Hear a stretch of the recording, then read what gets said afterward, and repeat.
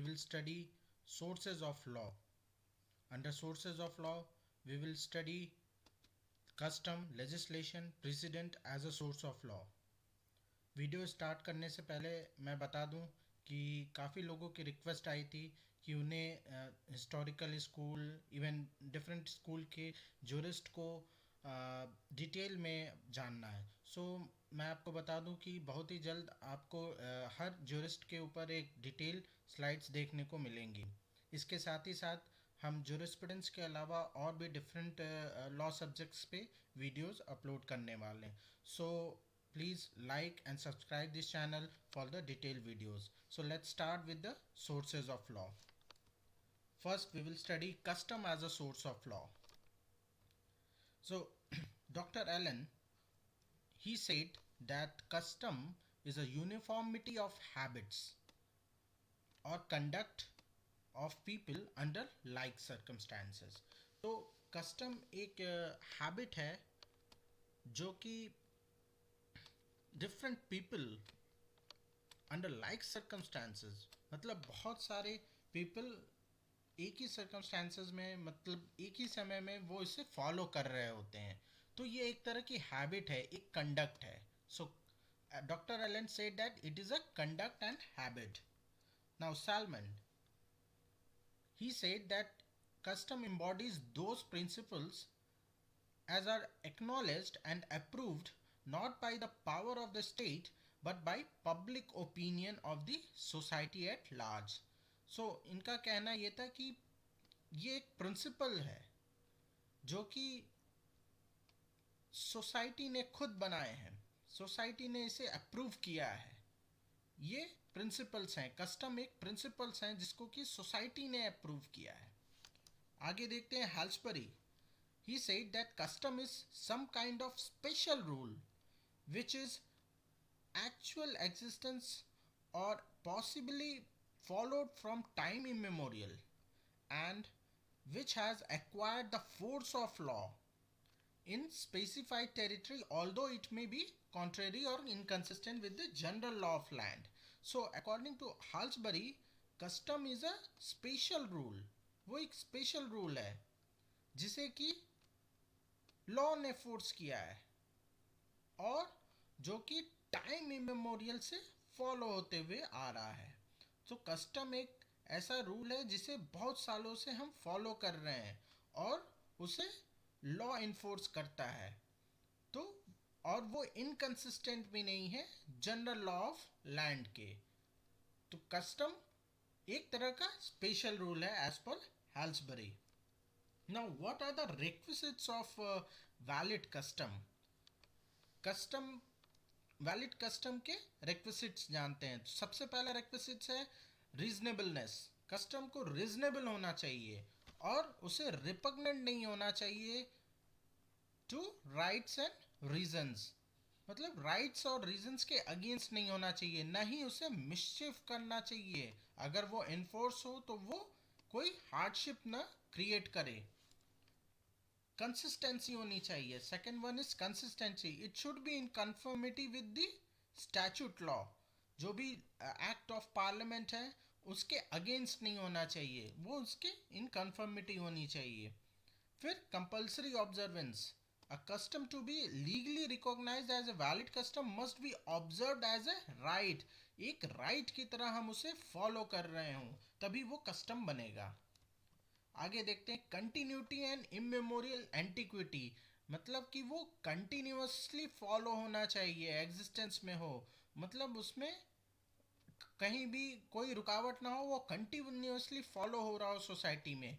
और from time immemorial मतलब कि वो इतने दिनों से फॉलो होता हुआ आ रहा हो कि आपको उसका अंदाज़ा भी ना हो, वो इतने सालों से वो फॉलो होते हुए आ रहा है सोसाइटी में. Again, the certainty. It should be followed uninterruptedly and with certainty. So custom follow होते हुए आ रहा हो और वो continuity में हो तभी वो valid custom बनेगा. So these all are the requisites of a valid custom. Now precedent as a source of law. It is the second source of law. Bentham said that precedents are the जजेस made law. Precedent क्या है? वो जजेस made law है, तो इन्होंने president को एक लॉ के रूप में माना था। ऑस्टिन ऑस्टिन ने कहा कि ये जुडिशरीज लॉ है। प्रेसिडेंट क्या है? वो एक जुडिशरी लॉ है। कीटन कीटन ने क्या कहा कि those judicial pronouncement precedents are those judicial pronouncement of court which carry with them certain authority having a binding force।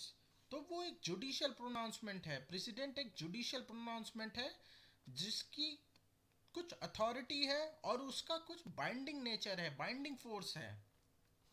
President become binding force depend on two main factors. दो main factors हैं जिसके कारण precedent binding होता है।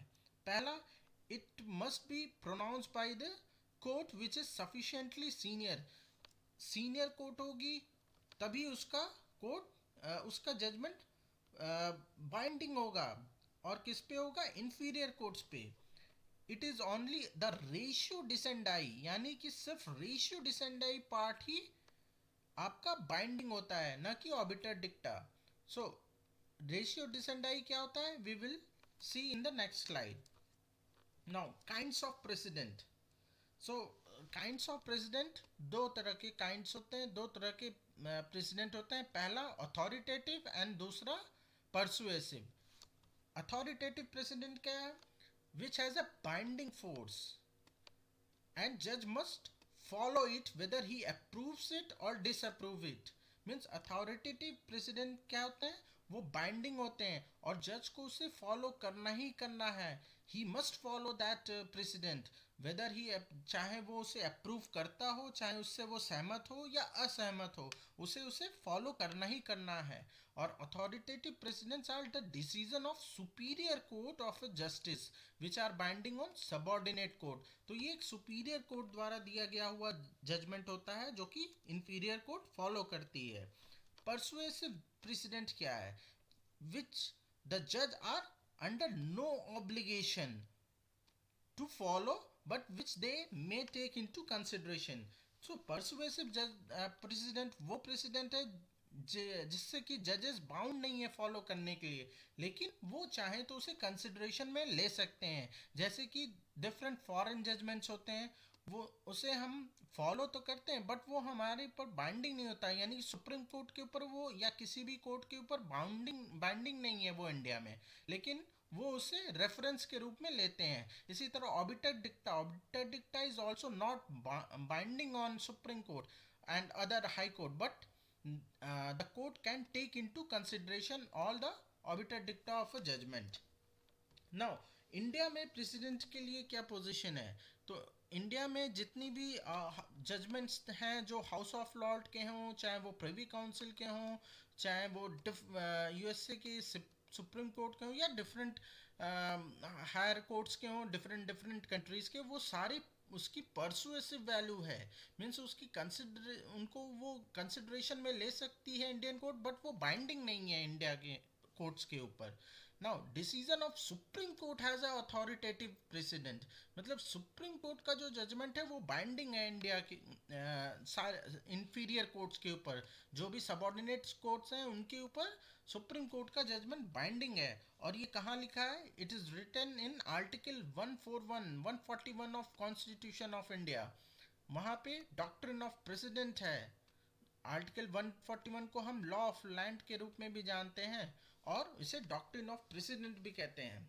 और Bengal immunity case versus state of Bihar में भी ये कहा गया कि Supreme Court is not bound by its own decision. Supreme Court bound नहीं है अपने डिसीजन से। मतलब कि सुप्रीम कोर्ट से जितने नीचे की अदालत हैं, जो भी सबॉर्डिनेट कोर्ट्स हैं, they all are bound by the judgement of Supreme Court, but Supreme Court itself are not bound by his own judgment। Now what is ratio decidendi? Ratio decidendi क्या है? Ratio decidendi is actually a reason of the decision। decision का जो reason है वही ratio decidendi होता है। it is a general principle which is deduced in a case। Her case में कोई एक जनरल प्रिंसिपल लेट डाउन किया जाता है और वही जनरल प्रिंसिपल क्या होता है? वो रेशियो डिसेंडाई होता है। And it is a rule of law it is a rule of law upon which decision is founded. ये एक रूल ऑफ लॉ है जिसके ऊपर की डिसीजन को दिया गया है, जिसके बेसिस पे डिसीजन को दिया गया है. तो it is a principle which is laid down in a particular case. Obiter dicta क्या है? It is a casual expression by the court which carry no weight. So obiter dicta is only a casual expression of a court in a case law. Now, legislation as a source of law. It is the last source. Legislation is actually derived from the Latin word leges, which means law, and latum, which means to make or set. So इस तरह हम देखते हैं कि legislation का मतलब होता है making of law. बेंथम और जॉन स्टुअर्ट मिल ने कहा कि legislation include both process of law making and law evolve as a result of this process. So Bentham और स्टुअर्ट मिल ने लेजिस्लेशन के स्कोप को और भी वाइड कर दिया. उन्होंने कहा कि जो भी प्रोसेस है, like drafting of any bill and passing of any bill, all this process are also included in the definition of law, legislation. And the final result, it means the act which has been passed by the parliament, it is also a legislation. Now legislation can be of two types. First is supreme and second one is subordinate legislation. What is supreme legislation? So legislation is supreme when it is proceeds from the sovereign, and subordinate legislation when proceeds from any other authority other than sovereign. So जो sovereign law बनाता है, that is a supreme legislation, just like our constitution of India, that is a supreme legislation. And subordinate legislation are those legislation which is passed and made by subordinate authorities like executives, and all other rules made by the executives. Now kinds of subordinate legislation. First is colonial legislation. So colonial कौन होती है? तो colonial जो भी हम जानते हैं कि ब्रिटिश गवर्नमेंट के अंडर में जितने भी कंट्रीज थी जो कि उनके अंडर में उनके अधीन रह के उन्होंने काम किया था, वो सारे कॉलोनियल पावर्स थी. सो उनके द्वारा बनाया गया हुआ कोई भी लॉ वो कॉलोनियल लेजिस्लेशन कहलाता था. Just like India before freedom, India was also one of the colony of British Empire, and the law which was made by Indian government at that time was a colonial legislation. So the British colonial and other dependencies were conferred limited power of self government in varying degrees by the imperial legislation. They enjoyed the limited power. उन्हें limited power होती थी law बनाने की. वो कोई भी contrary law नहीं बना सकते थे जो कि अगेंस्ट हो इंपीरियल पावर के, यानी कि ब्रिटिश असेंबली के. अब चलते हैं एग्जीक्यूटिव लेजिस्लेशन पे. तो जो भी लॉ या जो भी रूल एग्जीक्यूटिव ऑर्गन बनाता है वो एग्जीक्यूटिव लेजिस्लेशन कहलाता है. Now the judicial legislation, the name itself depicts that all the legislation, all the rules which is made by the judiciary is called as judicial legislation. Just like in India, Article 125 talks about judicial legislation, rule making power of Supreme Court of India. वो क्या है? वो एक तरह का judicial legislation है. अब देखते हैं municipal legislation. It is allowed within area to make bylaws for limited purpose, जैसे कि water tax, land cess. So जो भी म्यूनिसिपल एरिया में, जो एक लिमिटेड एरिया में लॉ बनाए जाते हैं, बाई लॉज बनाए जाते हैं, वो क्या होते हैं? वो म्यूनिसिपल लेजिस्लेशन होते हैं. और लास्ट है ऑटोनोमस लेजिस्लेशन. तो ये कौन बनाता है? ये कोई प्राइवेट एंटिटीज भी बना सकती है, just like university, just like companies और corporation. So any law, any rule made by the autonomous body, that is a autonomous legislation. So here we ended with the source of legislation. Thank you. Do like and subscribe the channel for regular updates.